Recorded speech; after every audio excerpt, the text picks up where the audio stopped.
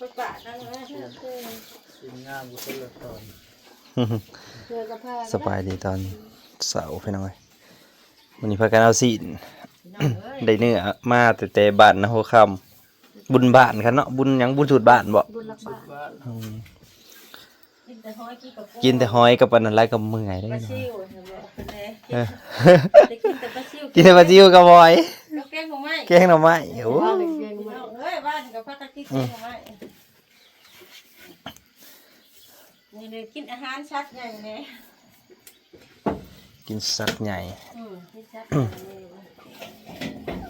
เที่ยวบ้านเฮาก็บ่ค่อยมีไผลมนะ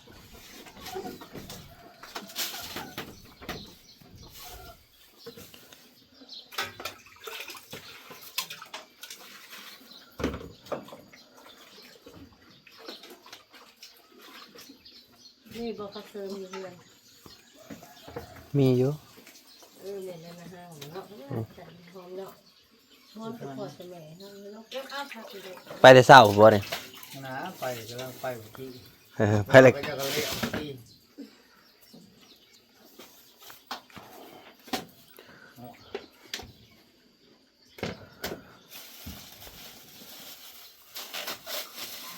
เอาเลยเดือดเอาหรือว่าเอาปลาที่เราไปต้มเดี๋ยวเขาอยากต้ม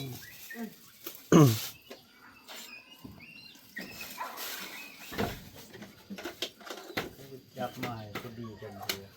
เนี่ยพอดี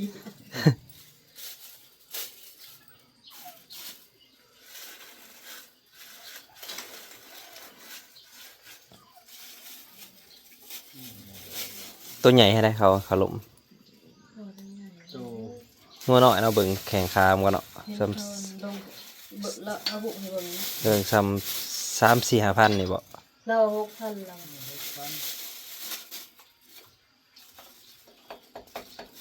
ไปกินนั่ง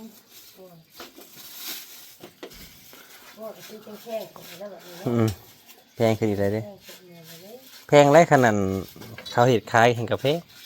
คันมาซื้อของข้าวน่ะถือแพงละซื้อมาโตถือช่วงน่ะอันไปเบิ่งน่ะเพิ่นจะได้เท่าไหร่สิไผอันนี้พาไปเบิ่งว่าตัวนี้15เรามาลูกนะ4 โต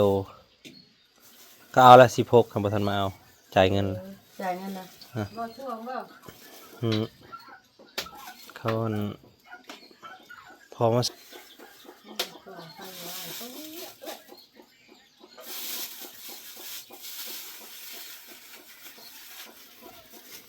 ซื้อเนื้อเอาน้องเลย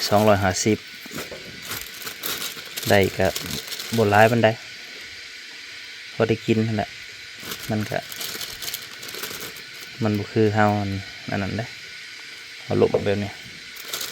ก็ธรรมดาอยู่บนร้ายมันได้พอได้กิน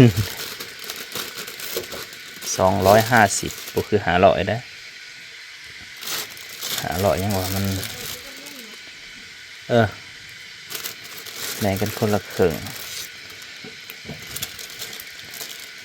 เราเอามา500แล้วก็เลยมาแบ่งกัน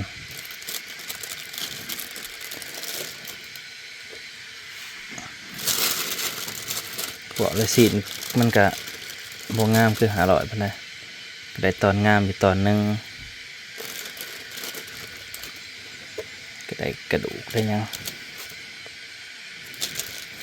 มาเห็ดกินตอนเช้าแล้วนะเตรียมเห็ดกินตอนเช้า500ใส่มันเครื่องในสัมที่เห็นนั่นแหละ250ซ้ำนี่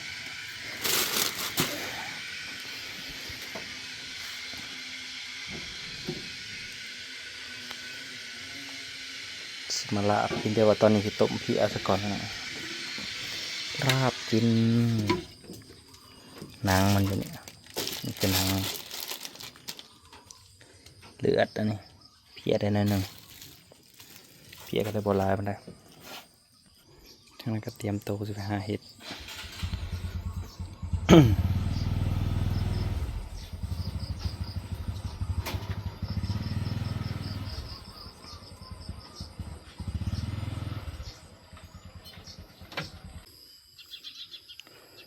ยังนกสนั่นอยู่เด็กน้อยก็สิขึ้นหรือบ่หรือมื้อนี้หรือเนี่ยใดมีใส่หม้อยังบ่ทันเห็นขึ้นมาอยู่บ่มาเลาะเก็บผักเพิ่นว่าเก็บโพสิไข่ไปต้มแซ่บจักบาทโอ้โพสิไข่ก็จะเป็นกอใหญ่แล้วบ่นี่ทำสิกินแต่กี้วิทยามันเปิดพอดีลกเอาโลดบ่นะ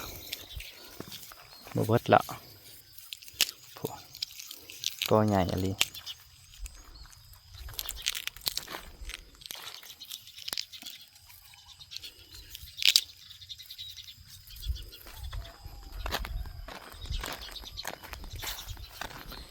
พอสิลองไป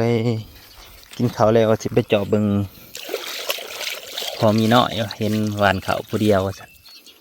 ถามเพิ่นหวานไปเลยสิไปซอยเพิ่นจักมื้อ ไปเล่นน้ำเพิ่นก่อนผู้เดียวเพิ่นก็ได้ผู้เดียวก็คือว่าเอาแหละเมื่อยแน่นะเมื่อยก็ต้องสู้แล้วคือว่าเอาแหละเพื่อครอบครัวเพื่อชีวิตเพื่อการเป็นอยู่ที่มีอยู่มีกินเนาะมันต้องสู้ได้นะหวานเขาคนเดียวเดี๋ยวสิไปเบิ่งพี่น้องเว้ยผู้ใดอยากเบิ่งก็คอมเมนต์มาเดี๋ยวสิไปเบิ่งเพิ่นไปซอยเพิ่นก่อนจักมือหรือเครื่องมือถ้ามีเวียกไปทางใหม่ก็มีแต่ก็ซอยคือเฮานั่นคันเฮาว่างเฮาซอยบ่ว่าจะเป็นดำหน้าบ่เกี่ยวข้าวบ่เฮาไปคือเก่าไปคือเก่าเฮานะ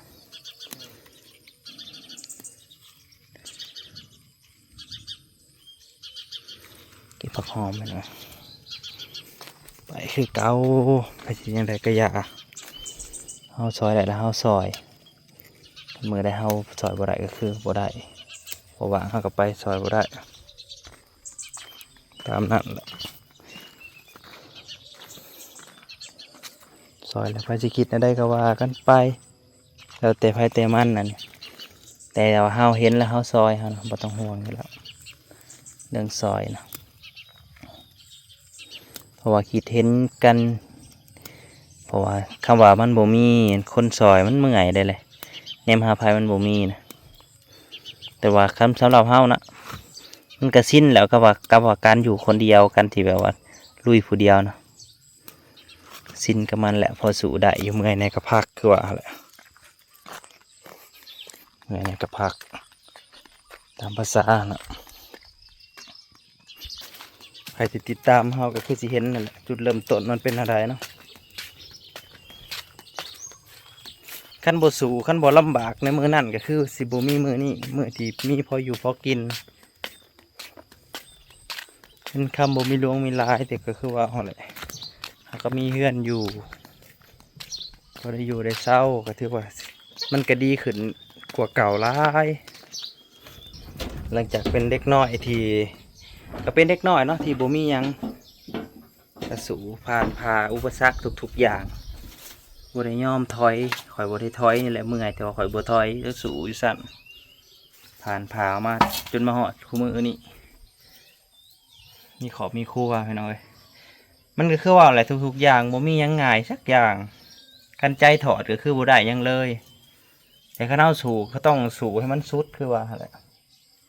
เห็ดหยังก็เห็ดให้มันสุดคุดให้มันถึงเพิ่นว่าคันเห็ดแบบพอกระเทินมันก็บ่ได้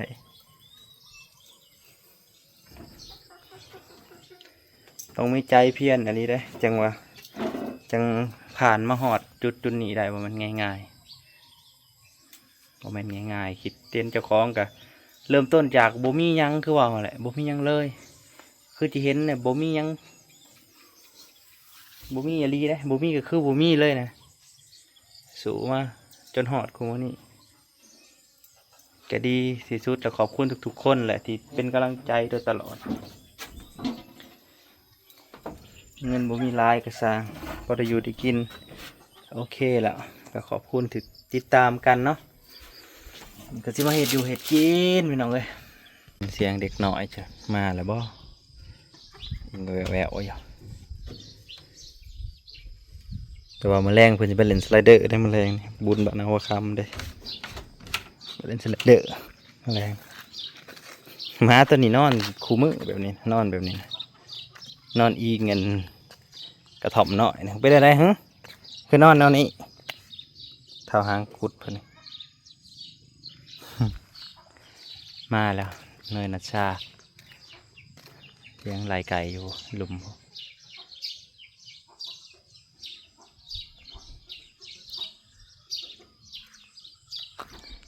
แดดทะเด้ตื่นมาก็ได้ไปหน่อย